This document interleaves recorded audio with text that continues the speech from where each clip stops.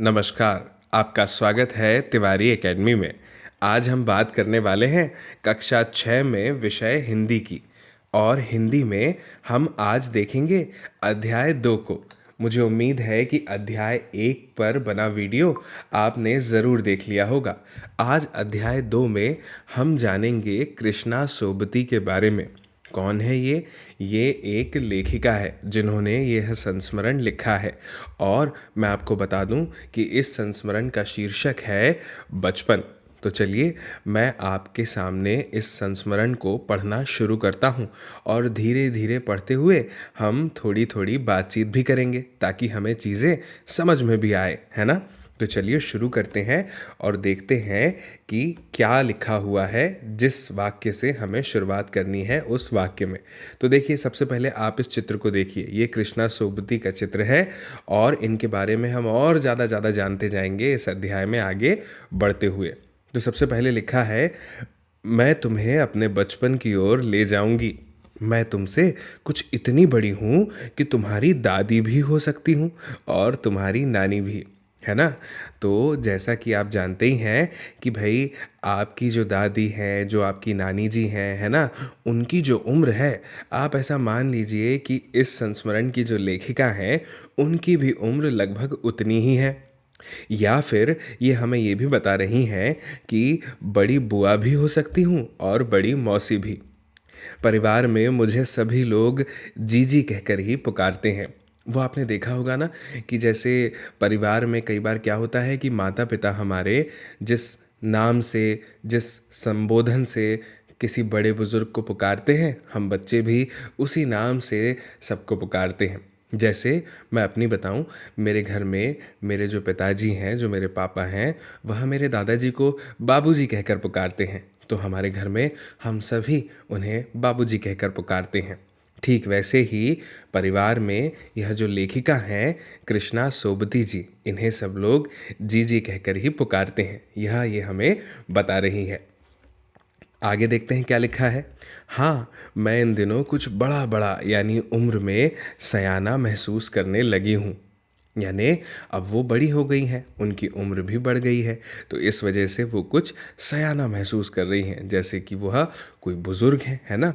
शायद इसलिए कि पिछली शताब्दी में मैं पैदा हुई थी। यानी वह जब पैदा हुई थी तब वह पिछली शताब्दी थी, है ना। शताब्दी का मतलब होता है हर 100 साल को हम शताब्दी कहते हैं। जैसे मैं आपको बताता हूँ कैसे। अभी समय चल रहा है 2022, है ना।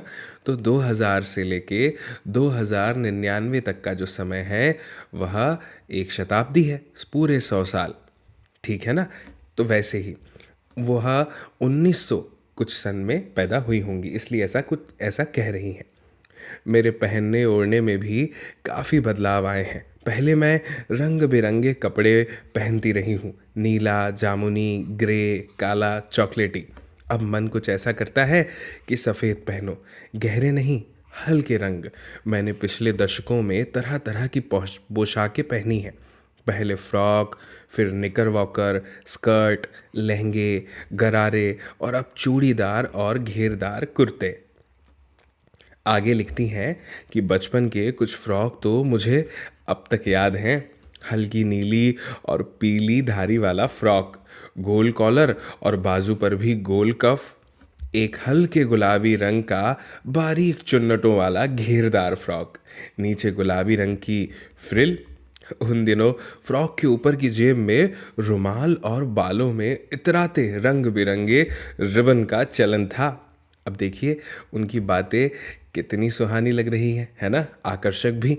वह किस तरह से अपनी बचपन की पुरानी यादों को हमारे सामने रख रही हैं, है ना। आगे लिखती हैं, लेमन कलर का बड़े प्लेटों वाला गर्म फ्रॉक जिसके नीचे फर टंकी थी। दो ट्यूनिक भी याद है, एक चॉकलेट रंग का और अंदर की कोटी प्याजी, दूसरा ग्रे और उसके साथ सफ़ेद कोटी। मुझे अपने मोजे और स्टॉकिंग भी याद है। बचपन में हमें अपने मोजे खुद धोने पड़ते थे, वह नौकर या नौकरानी को नहीं दिए जा सकते थे, इसकी सख्त मनाही थी। अच्छा आप बताइए, क्या आप अपने सॉक्स खुद धोते हैं या फिर उसे अपने नौकर नौकरानी को या अपने घर में अपनी मम्मी को दे देते हैं या दीदी को। जो उन्हें धोया करती हैं। हम बच्चे इतवार की सुबह इसी में लगाते, धो लेने के बाद अपने अपने जूते पॉलिश करके उसे खूब चमकाते। जब जूते कपड़े या ब्रश से रगड़ते तो पॉलिश की चमक उभरने लगती। सरवर, मुझे आज भी बूट पॉलिश करना अच्छा लगता है। हालांकि अब नई नई किस्म के शू आ चुके हैं, कहना होगा कि ये पहले से कहीं ज़्यादा आरामदेह है। हमें जब नए जूते मिलते, उसके साथ ही छालों का इलाज शुरू हो जाता। वो आपने सुना होगा ना कि जब भी हम नई चप्पल पहनते हैं, अगर वो लेदर की है, तो ऐसा कहते हैं कि चप्पल ने हमें काट लिया क्योंकि यह नई नई है ना। तो बस वैसी ही बात है। जब कभी लंबी सैर पर निकलते, अपने पास रुई ज़रूर रखते। जूता लगा तो रुई मोजे के अंदर। हाँ, हमारे तुम्हारे बचपन में तो बहुत फ़र्क हो चुका है। हर शनिचर को हमें ऑलिव ऑयल या कैस्टर ऑयल पीना पड़ता। यह एक मुश्किल काम था। शनिचर का मतलब शनिवार से है। शनिचर को सुबह से ही नाक में इसकी गंध आने लगती। छोटे शीशे के गिलास जिन पर ठीक खुराक के लिए निशान पड़े रहते, उन्हें देखते ही मितली होने लगती, यानी जी मिचलाने लगता। मुझे आज भी लगता है कि अगर हम ना भी पीते वह शनिवारी दवा, तो कुछ ज़्यादा बिगड़ने वाला नहीं था, सेहत ठीक ही रहती। तो मैं बताऊंगी कि हमारे समय और तुम्हारे समय में कितनी दूरी हो चुकी है। यहाँ तक कि बचपन की दिलचस्पियाँ भी अब बदल गई हैं। ध्यान रहे, ख़त्म नहीं हुई है, बदल गई हैं। याद रहे, उन दिनों कुछ घरों में ग्रामोफोन थे, रेडियो और टेलीविज़न नहीं थे, सिर्फ ग्रामोफोन हुआ करते थे। हमारे बचपन की कुल्फ़ी आइसक्रीम हो गई है, कचौड़ी समोसा पैटीज़ में बदल गया है। शहतूत और फालसे और खसखस के शरबत, कोक और पेप्सी ने उनकी जगह ले ली है ना। उन दिनों कोक नहीं, लेमनेड, विम्टो मिलती थी। शिमला और नई दिल्ली में बड़े हुए बच्चों को वेंगर्स और डेविको रेस्टोरेंट की चॉकलेट और पेस्ट्री मज़ा देने वाली होती। हम भाई बहनों की ड्यूटी लगती शिमला माल से ब्राउन ब्रेड लाने की। भाई, हमारा घर माल से ज़्यादा दूर नहीं था। एक छोटी सी चढ़ाई और गिरजा मैदान पहुंच जाते। वहाँ से एक उतराई उतरते और माल पर कन्फेक्शनरी काउंटर पर तरह तरह की पेस्ट्री और चॉकलेट की खुशबू मन भावनी। इसके बाद लिखा है, हमें हफ्ते में एक बार चॉकलेट खरीदने की छूट थी। सबसे ज़्यादा मेरे पास ही चॉकलेट टॉफ़ी का स्टॉक रहता था।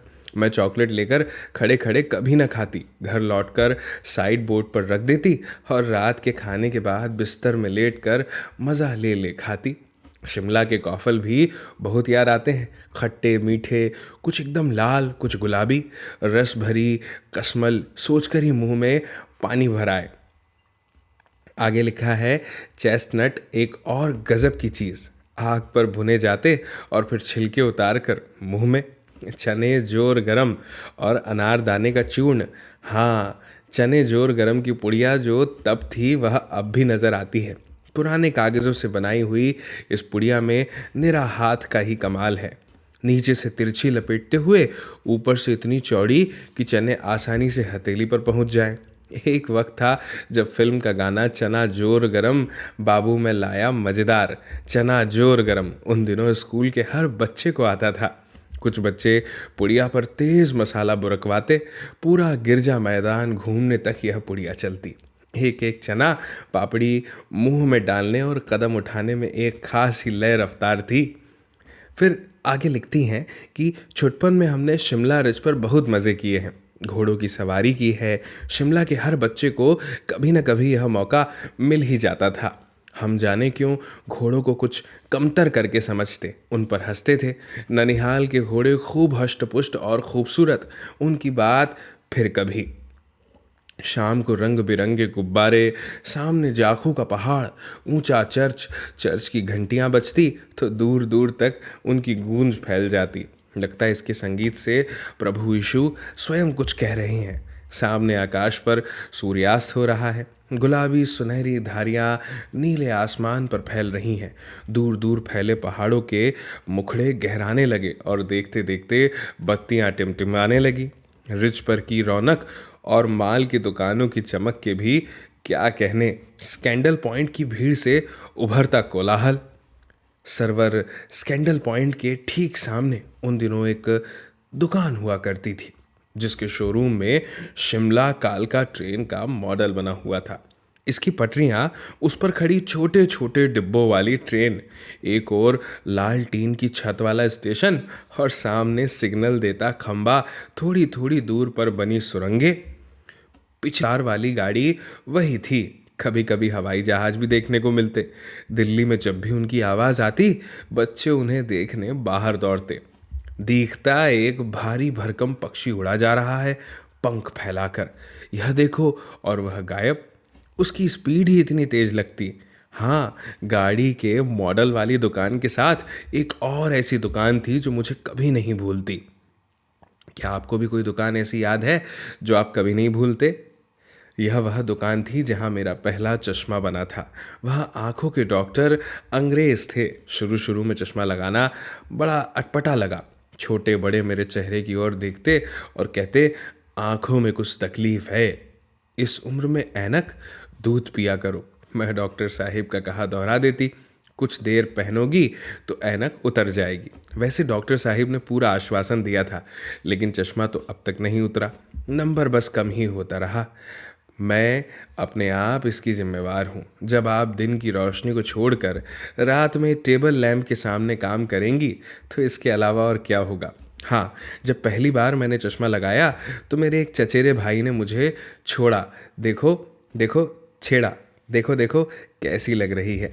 क्या आपको कभी कोई किसी बात के लिए चिढ़ाता है या छेड़ता है? आगे कहती हैं, आँख पर चश्मा लगाया ताकि सूझे दूर की यह नहीं लड़की को मालूम सूरत बनी लंगूर की। है ना? ठीक है, इसको एक बार फिर से पढ़ता हूँ, ध्यान से सुनिए। देखिए कैसा लिखा है। आँख पर चश्मा लगाया ताकि सूझे दूर की यह नहीं लड़की को मालूम सूरत बनी लंगूर की। मैं खीजी की मुझ पर यह क्यों दोहराया जा रहा है, पर शेर बुरा नहीं लगा।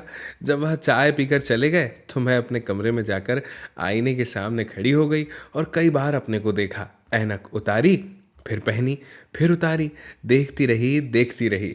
सूरत बनी लंगूर की, नहीं नहीं नहीं, हा हा हा हा। मैंने अपने छोटे भाई का टोपा उठाकर सिर पर रखा। कुछ अजीब लगा, अच्छा भी और मजाकिया भी। तब की बात थी। अब तो चेहरे के साथ घुल मिल गया है चश्मा। जब कभी उतरा हुआ होता है तो चेहरा खाली खाली लगने लगता है। आप देखिए इनका चित्र। याद आ गया वह टोपा, काली फ्रेम का चश्मा और लंगूर की सूरत। हाँ, इन दिनों शिमला में मैं सिर पर टोपी लगाना पसंद करती हूँ। मैंने कई रंगों की जमा कर ली हैं।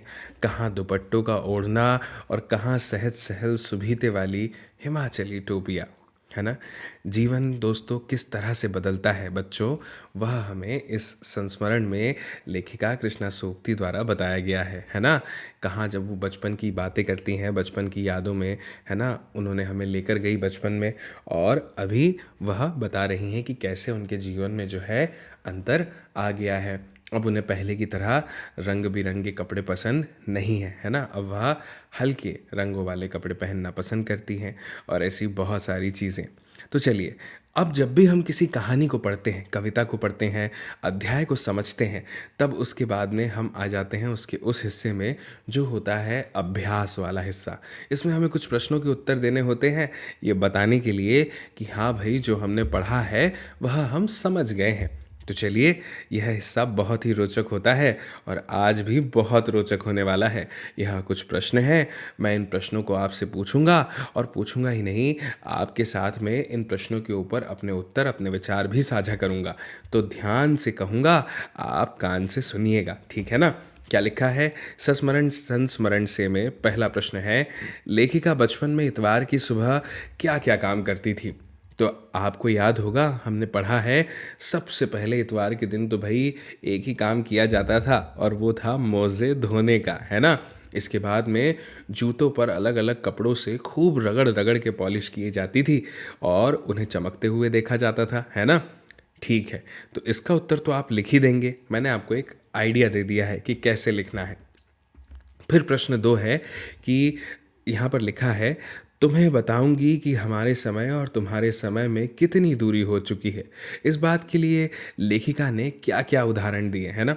तो भाई मुझे तो कुछ उदाहरण याद आते हैं, जैसे कि लेखिका कहती है ना कि उस समय कुल्फ़ी थी जो वो खाया करती थी, और फिर बाद में उन्होंने लिखा था, हमने पढ़ा अभी, कि कुल्फ़ी की जगह आइसक्रीम ने ले ली है, और कचौड़ी समोसे की जगह किसने ले ली है, पेटिस ने ले ली है। फिर ये भी बताया था ना कि उस समय तो रेडियो और टेलीविज़न की जगह ग्रामोफोन हुआ करते थे, रेडियो टेलीविज़न नहीं थे, है ना। और ये भी बताया है कि आजकल जहाँ कोक और पेप्सी मिलती है, वहाँ उस समय मिलते थे फालसे और खसखस के शरबत, है ना। ठीक है। और उस समय लेमनेड वगैरह मिलते थे। तो ये कुछ ऐसे उदाहरण हैं जो लेखिका ने इसलिए दिए ताकि वो हमें बता पाएँ क्या कि हमारे समय और उनके समय में कितनी दूरी है। इसके बाद में तीसरा प्रश्न दिया है। क्या दिया है? पाठ से पता करके लिखो कि लेखिका को चश्मा क्यों लगाना पड़ा। चश्मा लगाने पर उनके चचेरे भाई उन्हें क्या कहकर चिढ़ाते थे।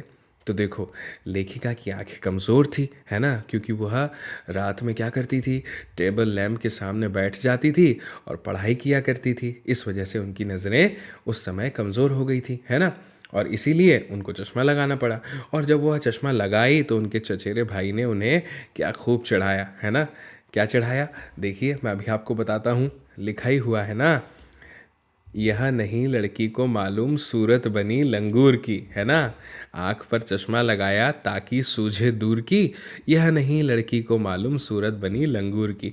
ऐसा कह करके लेखिका के भाई ने उन्हें चढ़ाया, है ना। फिर इसके बाद क्या लिखा है? इसके बाद चौथा प्रश्न है जिसमें लिखा हुआ है, लेखिका अपने बचपन में कौन कौन सी चीज़ें मज़ा लेकर खाती थी, ले लेकर, और उनमें से प्रमुख फलों के नाम लिखो। तो भाई, लेखिका ने अभी बताया था, हमने पढ़ा था कि रात को जब वो बिस्तर पर सोने के लिए जाती थी तो बड़े मज़े ले लेकर के टॉफ़ियाँ यानी चॉकलेट्स खाया करती थी, है ना। और क्योंकि उन्हें हफ्ते में एक दिन ख़रीदना होता था, है ना, ये भी बताया था। तो ये सब चीज़ें, और इसके अलावा वह जिन चीज़ों की बात कर रही थी कि शहतूत, है ना, शरबत और पेस्ट्री, ये सब चीज़ें वो मज़े ले लेकर के खाती थी, है ना। कुछ प्रमुख फलों की अगर बात करें तो चेस्टनट वगैरह वह खाती थी। फिर आगे लिखा है संस्मरण से आगे। अब इसमें क्या लिखा है? इसमें लिखा है, लेखिका के बचपन में हवाई जहाज़ की आवाज़ें, घुड़सवारी, ग्रामोफोन और शोरूम में शिमला कालका ट्रेन का मॉडल ही आश्चर्यजनक आधुनिक चीज़ें थी। आज क्या क्या आश्चर्यजनक आधुनिक चीज़ें तुम्हें आकर्षित करती हैं, उनके नाम लिखो। ठीक है ना। तो भाई, आज के समय में तो बहुत सारी चीज़ें हैं जो आश्चर्य का विषय हैं, आश्चर्य पैदा कर सकती हैं। जैसे कभी कभी ना मैं फिल्मों में, टीवी में रोबोट को देखता हूँ तो बड़े मन में बड़ा आश्चर्य होता है कि मशीनें भी इंसान की तरह चल और बोल सकती हैं और काम कर सकती हैं। इसके अलावा आपने मेट्रो ट्रेन का नाम सुना है? मैंने सुना है भाई, वह बहुत तेज़ काम करने वाली ट्रेनें हैं, है ना। और आपने हाई स्पीड ट्रेनों के बारे में सुना होगा। इसके अलावा एरोप्लेन तो उस समय भी थे, है ना, लेखिका ने बताया। आज की अगर बात करें तो मोबाइल फ़ोन मुझे सबसे ज़्यादा आश्चर्यचकित करता है ना। आप देखते हैं कि कैसे हम वीडियो कॉल पर दूर दूर स्थानों से भी अपने साथियों को, मित्रों को, परिजनों को देख पाते हैं, बात कर पाते हैं, है ना। ये कितने आश्चर्य की बात। इंटरनेट कितना बड़ा आश्चर्य है ना। साथ ही लैपटॉप, टीवी, कंप्यूटर, नई नई गाड़ियाँ, कारें, है ना, बाइक्स, ये सब भी आश्चर्य का विषय है जो हमें आकर्षित करता है ना। ठीक है। इसके बाद में लिखा है कि अपने बचपन की कोई मनमोहक घटना याद करके विस्तार से लिखो। तो भाई, अब ये तो आपके बचपन की बात हुई ना, तो आपको आपके बचपन की जो भी घटना याद आती हो जो कि बहुत ही रोचक हो, आप ज़रूर उसे विस्तार से लिखिएगा जो आपको पसंद है। इसलिए तो लिखा है मनमोहक घटना। इसके बाद में है अनुमान और कल्पना, है ना। अभी अनुमान और कल्पना में क्या लिखा है? सन 1935 से 40 के लगभग लेखिका का बचपन शिमला में अधिक दिन गुजरा। उन दिनों के शिमला के विषय में जानने का प्रयास करो। तो देखिए, ये 1935 से 40 का समय है ना, पिछली शताब्दी की बात हो रही है। तो उस समय ना लेखिका का जीवन निसंदेह शिमला में ही गुजरा, है ना। तो अगर मैं उस समय की बात करूँ ना, तो शिमला जो है उस उन दिनों अपने विकास की ओर था, धीरे धीरे बढ़ रहा था। नई नई दुकानें खुल रही थी, है ना, नई नई चीज़ें वहाँ पर आ रही थी। और इसके अलावा मैंने ये भी पता किया था कि वहाँ पे ना मतलब मॉल खुल रहे थे नए नए, है ना, और नई नई चीज़ें आ रही थी। मतलब कुल मिला के वो अपने विकास की ओर था। ठीक है ना, विकसित होने लगा था। तो ये सब चीज़ें हैं, बाकी आप और पता करके लिख सकते हैं। मैंने आपको एक आइडिया दिया कि किस तरह से आप अपना उत्तर लिखिएगा, है ना। इसके बाद में लिखा है, लेखिका ने इस संस्मरण में सर्वर के माध्यम से अपनी बात बताने की कोशिश की है, लेकिन सर्वर का कोई परिचय नहीं दिया। अनुमान लगाओ कि सर्वर कौन हो सकता है ना। तो देखिए मैं आपको बताता हूँ, सर्वर का मतलब ना एक इशारा है, ठीक है। शायद वो व्यक्ति होगा या कोई उनके साथ का होगा, है ना, जिसकी वजह से वो हमें इशारा दे रही हैं, जिसके बारे में, है ना। बिल्कुल हो सकता है कि ये उनका कोई दोस्त हो या फिर कोई परिजन हो, है ना, होता है जिन्हें वह, शायद हो सकता है जिसे वह अपनी जीवनी सुना रही है या लिख रही है, वह भी हो, है ना। ठीक है, तो मुझे उम्मीद है कि ये आपको समझ में आ गया। इसके बाद है भाषा की बात, है ना। यह मेरा सबसे मन पसंदीदा हिस्सा है दोस्तों। इसमें क्या होता है ना बच्चों, कि हमें बहुत सारी चीज़ें सीखने को मिलती हैं भाषा से संबंधित। लिखा है, क्रियाओं से भी भाववाचक संज्ञाएं बनती हैं। जैसे मारना से मार बन गया, और काटना से बन गया काट, हारना से बना हार, और सीखना से सीख, पलटना से पलट, और हड़पना से हड़प। भाववाचक संज्ञाएं बनी हैं। तुम भी इस संस्मरण से कुछ क्रियाओं को छांटकर लिखो और उनसे भाववाचक संज्ञा बनाओ। तो देखिए आपके पास में एक नोटबुक तो होगी, मैं कुछ बता रहा हूँ, लिख लीजिए। जैसे यहाँ पे एक शब्द आया था चढ़ना, तो उससे आप लिख सकते हैं चढ़ाई, है ना। एक शब्द आया था खींचना, उससे आप लिख सकते हैं खींच। एक शब्द आया था उभार, उसमें आप लिख सकते हैं उभरना, है ना। तो यह कुछ शब्द हैं जो मैंने बताए हैं, और उनकी भाववाचक संज्ञा भी। अब आप भी ऐसे ढूंढ ढूंढ के लिखिएगा। आगे लिखा है, 4 दिन, कुछ व्यक्ति, 1 लीटर दूध आदि शब्दों के प्रयोग पर ध्यान दो तो पता चलेगा कि इसमें 4, कुछ और 1 लीटर शब्द से संख्या या परिमाण का आभास होता है। संख्या का, कि जैसे भाई कितने, 4 दिन, है ना। कितने व्यक्ति, कुछ व्यक्ति, कितना लीटर दूध, 1 लीटर दूध। तो या तो संख्या का पता चल रहा है या परिमाण का, है ना। तो यहाँ पे यही बताया है कि ये जो है संख्यावाचक विशेषण है। इसमें भी 4 दिन से निश्चित संख्या का बोध हो जाता है, पता चल जाता है, इसीलिए इसको निश्चित संख्यावाचक विशेषण कहते हैं। ध्यान दीजिए, निश्चित संख्यावाचक विशेषण किसे कहते हैं, 4 दिन, 1 लीटर दूध, इन शब्दों से इससे निश्चित परिमाण पता चल रहा है। लेकिन कुछ व्यक्ति में, अब कितने भी व्यक्ति हो सकते हैं ये हमें नहीं पता, तो इसे अनिश्चित संख्या का बोध होता है। अनिश्चित संख्या की बात हो रही है, इसलिए इसे कहते हैं अनिश्चित संख्यावाचक विशेषण, ठीक है ना। इस प्रकार से 1 लीटर दूध से परिमाण का बोध होता है, इसलिए इसे परिमाणवाचक विशेषण कहते हैं। अब हमें क्या करना है, अब नीचे लिखे वाक्यों को पढ़ना है और उनके सामने विशेषण के भेदों को लिखना है। तो भाई देखिए, मैं अभी आपके सामने लिखता हूँ। लिखा है, मुझे 2 दर्जन केले चाहिए। अब यहाँ पे लिखा है 2 दर्जन, तो 2 दर्जन होने की वजह से ये जो है, ये कैसा हो गया है, निश्चित, है ना। भाई मेरे अक्षर ज़्यादा अच्छे तो नहीं हैं, लेकिन फिर भी मैं लिखने का प्रयास करता हूँ। निश्चित संख्यावाचक विशेषण। इसके बाद लिखा है, 2 किलो अनाज दे दो। तो 2 किलो की बात हो रही है, तो ये भी कैसा है, ये भी है निश्चित, है ना। बिल्कुल निश्चित है, क्योंकि 2 किलो है, 2 दर्जन है, स्पष्ट पता चल रहा है संख्या से, संख्या के बारे में। इसके बाद लिखा है, कुछ बच्चे आ रहे हैं। अब कुछ में कितने भी हो सकते हैं, 2 भी हो सकते हैं, 3 भी हो सकते हैं, 4 भी हो सकते हैं। तो ये निश्चित नहीं है। तो जब निश्चित नहीं है तो क्या लिखेंगे, बिल्कुल सही लिखेंगे अनिश्चित। अनिश्चित, है ना। कैसा विशेषण हो गया ये हो गया अनिश्चित संख्यावाचक विशेषण। फिर आगे लिखा है, सभी लोग हंस रहे थे। अब सभी जो है यह भी अनिश्चित है, इसमें भी पता नहीं चल रहा है कि कितने लोगों की बात हो रही है ना। तो अनिश्चित संख्यावाचक, याद रखिए। अब आप ऐसा मत कहिएगा कि इसमें सभी तो लिखा है, मतलब सभी हंस रहे हैं, तो निश्चित तो है, लेकिन संख्या का पता कहाँ चल रहा है ना। तो इसीलिए ये जो है, ये क्या है, ये है अनिश्चित परिमाणवाचक विशेषण, ठीक है ना। और जो संख्या वाले होते हैं, जैसे कुछ, तो ये जो है, ये है अनिश्चित संख्यावाचक विशेषण। संख्यावाचक और परिमाणवाचक में यह फर्क है। मुझे उम्मीद है आप समझ पा रहे होंगे, है ना। ठीक है, आगे लिखा है, तुम्हारा नाम बहुत सुंदर है ना। कितना सुंदर है, बहुत सुंदर है। तो इसके लिए क्या लिखेंगे, अनिश्चित परिमाणवाचक विशेषण, ठीक है। मुझे उम्मीद है कि आपको ये समझ में आ गया होगा। आगे लिखा है, कपड़ों में मेरी दिलचस्पियाँ मेरी मौसी जानती थी। इस वाक्य में रेखांकित शब्द है कौन सा? दिलचस्पियाँ, है ना। एक मिनट रुकिए, मैं हाईलाइट करता हूँ। दिलचस्पियाँ और मौसी संज्ञाओं की विशेषता बता रहे हैं, दिलचस्पी और मौसी। इसलिए ये सार्वनामिक विशेषण है। कौन से विशेषण है?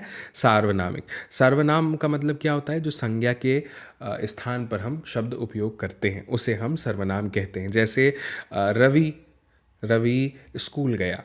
अब रवि की जगह हम कह देंगे कि लड़का स्कूल गया, तो लड़का जो है यह सर्वनाम हो गया। ठीक है। तो सर्वनाम कभी कभी विशेषण का काम भी करते हैं, यानी विशेषता भी बताते हैं। पाठ में ऐसे 5 उदाहरण हैं, उन्हें छांट कर लिखने की बात की जा रही है। तो आप जो हैं ऐसे 5 उदाहरण छांट करके लिखिएगा। जैसे मैं बताऊं कि पाठ में एक जगह लिखा था कि उन दिनों कुछ घरों में ग्रामोफोन हुआ करते थे, है ना। तो ये जो शब्द है, ये जो वाक्य मैंने भी आपको बताया कि उन दिनों कुछ घरों में ग्रामोफोन हुआ करते थे, तो ये जो है यह ऐसा ही एक उदाहरण है जैसा कि यहाँ पर बताया गया है लिखने के लिए, जहाँ पर क्या हो रहा है कि सर्वनाम जो है वही विशेषण का काम कर रहे हैं। ठीक है ना। तो इस तरह से आप इसको लिखिएगा। फिर आगे है कुछ करने को। इसमें लिखा है, क्या लिखा है मैं पढ़ता हूँ, ध्यान से सुनिएगा। लिखा है कि अगर तुम्हें अपनी पोशाक बनाने को कहा जाए तो कैसी पोशाक बनाओगे और पोशाक बनाते समय किन बातों का ध्यान रखोगे। अपनी कल्पना से पोशाक का डिज़ाइन बनाओ। तो यह तो काम आपको स्वयं ही करना पड़ेगा, है ना। यह गतिविधि काम है, इसीलिए इसके बारे में लिखा हुआ है कि कुछ करने को। ठीक है ना। तो देखिए, अब आप याद रखिएगा बच्चों कि ये जो है सारे के सारे प्रश्न आपको स्वयं से करने हैं हल। ठीक है ना। क्योंकि ये क्रियाविधि है ना, प्रोजेक्ट कार्य से संबंधित कार्य है, यह आपको स्वयं से ही करना होगा। देखिए दूसरे नंबर पर लिखा है 3-3 के समूह में अपने साथियों के साथ कपड़ों के नमूने इकट्ठा करो और कक्षा में बताओ। इन नमूनों को छूकर देखो और अंतर महसूस करो। यह भी पता करो कि कौन सा कपड़ा किस मौसम में पहनने के लिए अनुकूल है। इसके बाद में लिखा है हथकरघा और मिल के कपड़े बनाने के तरीकों के बारे में पता करो और संभव हो तो किसी कपड़े के कारखाने में जाकर के जानकारी भी इकट्ठी करो। फिर लिखा है हमारे देश में तरह तरह के भोजन, तरह तरह की पोशाकें प्रचलित है। कक्षा के बच्चे और शिक्षक इनके विविध रूपों के बारे में बातचीत करें, है ना। तो मुझे उम्मीद है कि आपको यह अध्याय बहुत अच्छे से समझ में आया होगा और पसंद भी आया होगा। तो आप ज़रूर इस वीडियो की लिंक को शेयर करिएगा, साझा करिएगा बच्चों अपने दोस्तों, साथियों, सहपाठियों, मित्रों और परिजनों के साथ, ताकि वे लोग भी देखें इस अध्याय को, इस वीडियो को और समझ पाएँ इस अध्याय को। बाकी आपसे मेरी फिर जल्द ही मुलाकात होगी अगले अध्याय में, अगले वीडियो में। तब तक के लिए आप सभी को मेरा नमस्कार।